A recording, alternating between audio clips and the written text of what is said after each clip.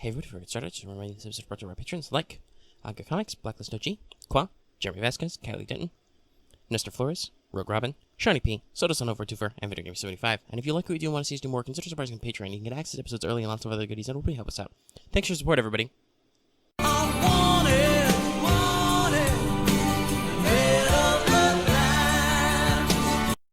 Hello, everyone. Welcome back to Let's Talk FGO Wanted, the show where we let you know if you want to roll a 5-star.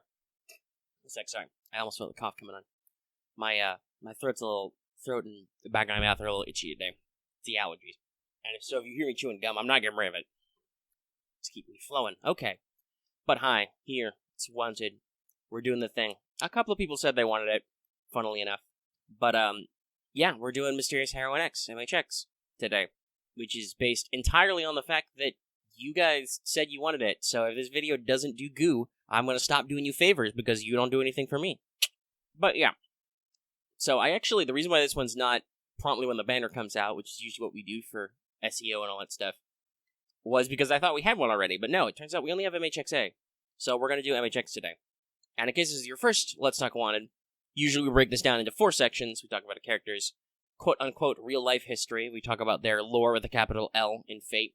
We talk about their mechanics, and then we talk about their rarity. Not their star rarity, even though, as I like to joke now, that's not necessarily set in stone, because I've done a couple of limited 4-star videos, though both of those also dramatically underperformed, so I'm not sure why, but yeah, it's not about that rarity. It's about how frequently their rate-ups are, because some servants, as you know, have really, really narrow rate-up windows, right? So it actually matters when you want to roll that rate up. But we're also talking about MHX today, so that brings me back to a point I like to make frequently when we're talking about characters who are original, OG characters, or OCs, however you want to think of it, in today's modern lingo, which is that they don't really have a real-life, quote-unquote, history, because they are essentially original to Fate, or otherwise more heavily influenced by their Fate aspects than anything else. Because obviously we can argue that, MHX is technically Artoria Pendragon, King Arthur, but she's not really. It's not really what this is about.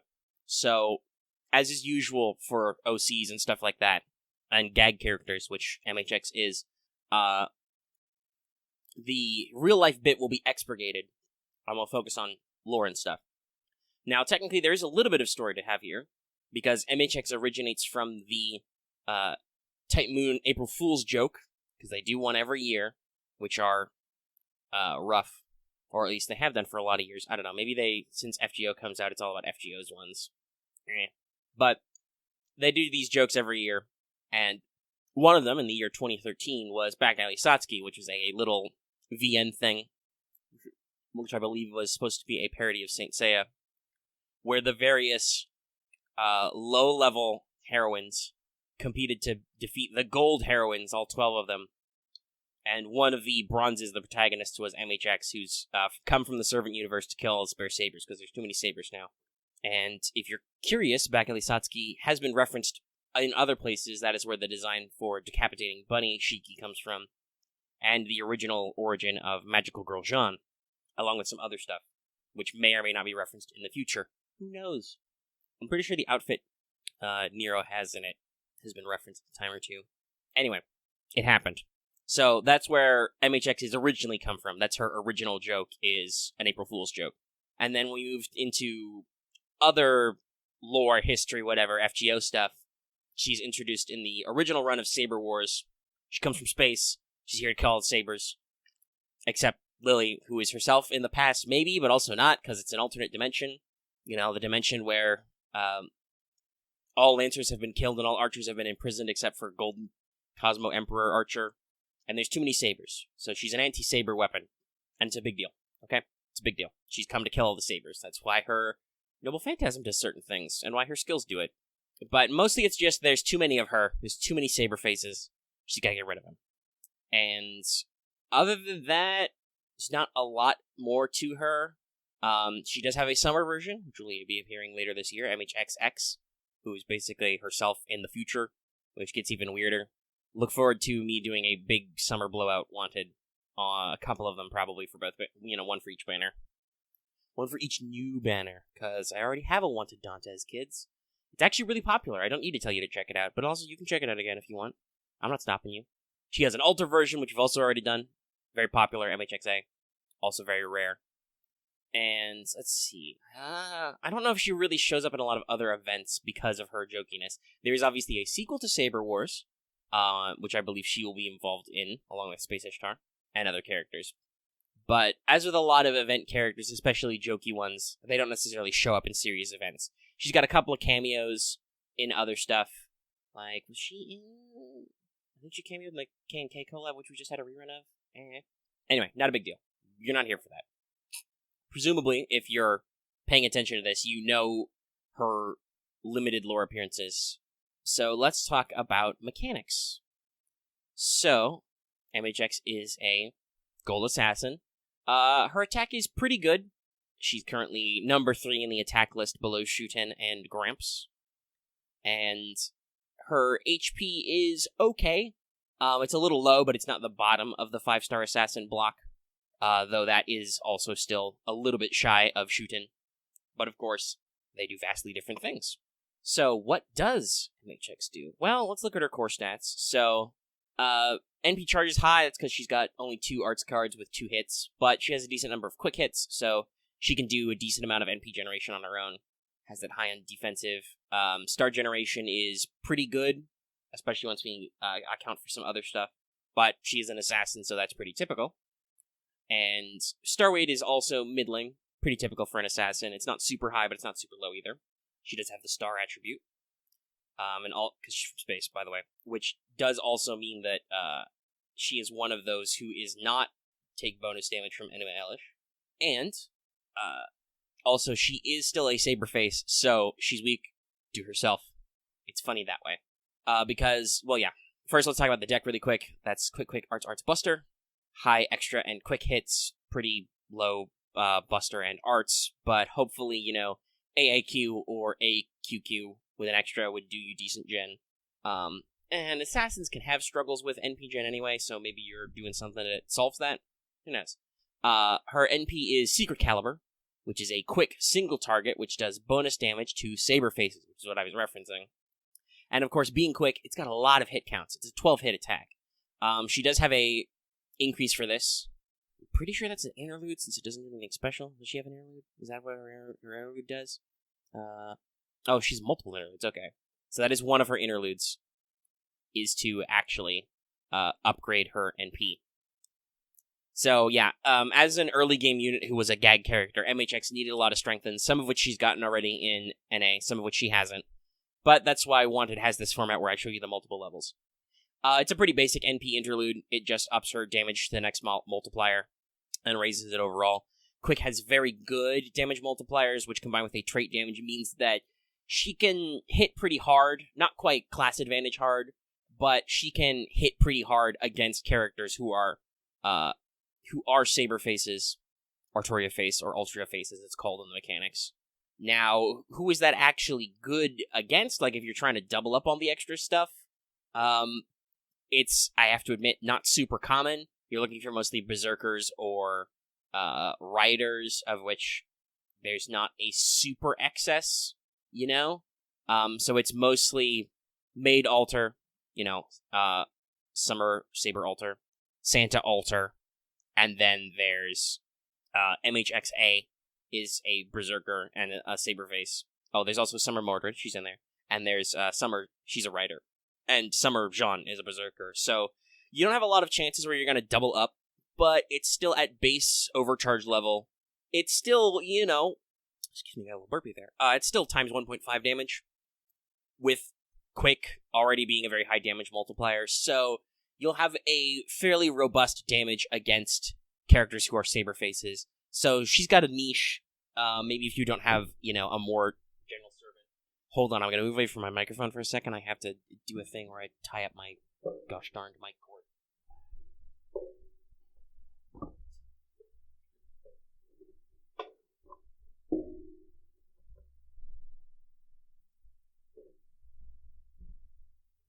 pin it up or something. Sorry about that. Most of that silence will be edited out, but maybe you'll hear some muttering. I don't like it to be super taut, but I need it to be up because it keeps brushing my leg randomly as it wiggles around. It's too loose. Anyway, sorry about that slight delay. So we can move on from Mobile Phantasm. It's pretty self-explanatory. It is quick and it does have 12 hits, so you're going to get a lot of stars out of it. After all, this is a Saber with some extras. It will hit harder than you think, and she does have a fairly okay attack for her class. Obviously, there is still the concern. She is an assassin. Overall, max damage, super damage is not necessarily what they're for, but there are a decent number of assassins which do special trait damage, and she is still single target. So, them skills. So her default version of her first skill is Fire Support EX. The cooldown's a little long, and it is delayed, but at level 10, it is a 80% chance to stun on the next turn. And let me tell you, this is annoying. Like, you might be a little worried at level 1 where it's only 60, and, you have to offset it by a turn, because it's a timer skill. AoE stuns are still pretty good. Especially, like I said, at 80% chance, an AoE stun. You just have to make sure to time it right, but it can be very useful for getting enemies locked down and setting yourself up. And then, after a strengthening, which is this the one that's already out? Or is it the other one that's already out? I don't know. Anyway, after a strengthening, it moves into Fire Support XEX, still rank EX. Don't ask me how that works. Or maybe that's a formatting error on the wiki. Anyway, it keeps all the normal stuns, it keeps the long cooldown, but it now includes a 10 to 20% defense down for 3 turns, which is helpful. You always like that defense down. It helps MHX do her job as a damage dealer better, and it helps other servants in your team do their jobs as damage dealers, and it's AoE. So that's a decent effect, and kind of spreads it out a little bit more, because it would be very disappointing with this long cooldown and the time delay if it didn't stun somebody. So now it does at least something all the time for several turns. Now, by default, she does have Intuition. At a C+, it's a lower amount, so it's minimum 5-turn cooldown, but it's only 14 stars. It's not super big. You can honestly probably generate better on like a QQB with extra turn or something. I'd actually have to check the math on that. I'm not good at math, but 14's not a huge number for an assassin to generate on a good turn, so that's a little weak. After the upgrade, it gives you 1 turn of Invincible, and then it increases the number of stars to 20, which is a fairly decent infusion, especially if you're trying to crit. And it's got a hard defense on there, which is something MHX doesn't really have. Like, we've talked about this, the stun's not guaranteed and it's a turn offset. Sometimes the enemy does something and you're like, oh, I need to be invincible now. And then finally, Galactic Meteor Sword C. This gives you 3 turn of increase your crit star drop rate against Saber enemies and increase your attack against Sabers. So your star generation goes 50 to 100% higher, and your attack goes from 30 to 50%. This is the other super big thing about MHX. So if you combine this, keeping in mind it's over 3 turns, but if you combine this with her NP against the, ironically, Saber class Saberface enemies, right, the Artoria faces, you're looking at quite a lot of damage increase because you've got bonus damage for trait damage, basically, and then you've got her attack is literally 30 to 50% stronger. Keeping in mind, she's not super shabby in that department as is. So you're going to hit very hard, and your star generation is increased by a lot as well. She's already a really good star gener. And then you're just like, yeah, I'm going to take my giant multi-hit quick NP, and I'm going to give that, literally double star gen. So, yeah, that's going to be a lot of stars. Now, will she capitalize on those stars on her own? Just looking overall at her kit, she doesn't have any concentration up, she doesn't have any crit up. So, MHX is good as a primary boss killer if you want to hit someone with trait damage, and she's good as a star generator, especially against Sabers and Saber faces and stuff. And she can, of course, create an infusion of stars with her second skill. But she doesn't necessarily do anything special to enhance those stars, so you probably want to pair her with another assassin or an alter ego or whatever class you need for what mission you're doing. I don't know what you're doing with her, obviously, to actually capitalize on some of those stars, or I guess you could just try an arts crit to spam her NP and get more stars, but it's not really ideal. So for passive, she's got Writing EX, so those 2 quick cards in her deck, and then her NP is very well improved. That's a pretty classy ability, especially for an assassin to have Writing EX. Not normal on assassins, even though they are usually quick focused. And then that one weird symbol you don't know is Cosmo Reactor A, which is not Presence Concealment. They did an interesting thing. So, even though she's an assassin, MHX denies that she has presence concealment, so she should have it at EX, but she doesn't, because she says she's not an assassin. She's clearly a Saber. She's got a sword. How dare you? Even though she doesn't shoot beams. But the Cosmo Reactor A means that ups her star gen by a decent amount. It's about 10%, I think. It might be 10.5. But it's comparable to if she had presence concealment. So her star generation, super, super high between quick and natural star gen increase, okay? Got a big burst of stars and has a high hit count NP. Again, does she do anything with it? Not necessarily, right? Though if you wanted to pair her with, like, a Berserker, like if you wanted to pair her with MHXA, for instance, who does have the ability to kind of massage into the character's star weight, and also has her own, special quick focuses, they could team up because they have very similar bonuses. Otherwise, it's, like I said, so to transition to team support, I should say, you're probably going to want to pair her with a, star sucker or crit focuser or something. Heck, honestly, with these numbers, it's kind of like the Jack thing where it's just like, well, you've got enough critical stars, you don't need to worry about star weight at a certain point. So, in this case, you're going to want somebody who can capitalize on critical damage, or you're going to want a supporter who can do that.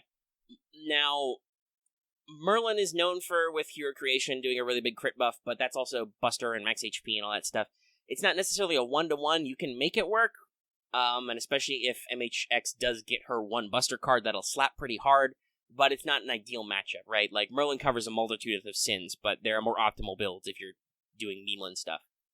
Honestly, right now, a Waver probably pairs decently well, because that's got the NP gen, which, like we said, we might be a little bit worried, because her hit counts are lowered, even though her percentage is high. Or, it's not even, that's just how they balance that. But anyway, that's a decent pairing. Waver's got his own stall tactics and stuns he can do, which maybe help the enemy out, or, pair well with fire support, defense down, and all that. And one of his charge skills is the one that gives you a big crit buff, so MHX can capitalize on all those stars she's generating. In future, probably pairs well with Scotty, because she has that decent NP gen base. She has at least 2 quick cards and a quick NP. And you're gonna, drive up that potential to hit harder and do some interesting stuff, but that's still not for a while. Otherwise, in general, like I said, either you're gonna want to use MHX as your star generator and occasionally your boss killer, and then pair her with a more generic assassin who can farm up stuff, or maybe you're trying to do multiple traits, I don't know. Or you're gonna want to pair her with somebody who can enhance her ability to crit and to generate NP. CEs, I think it's pretty simple. She doesn't have a battery, so throw out all the stuff like K-scopes and whatnot, unless you're pairing her with a charger to do, a weird, one-turn strat. But I don't think that's optimal. Primarily, you're going to want quick ups, and you're going to want maybe NP damage ups, but I'd figure mostly focus on increasing quick, maybe increase NP gen. Crits, obviously, also are a big one, so, what is that? Holy Star Knight is the Jean one that's crit and quick? I don't remember what it's called. But there's the quick version of, Victor from the Moon and Another Side, that kind of thing, that I don't remember the exact name of. If you've got it, that works.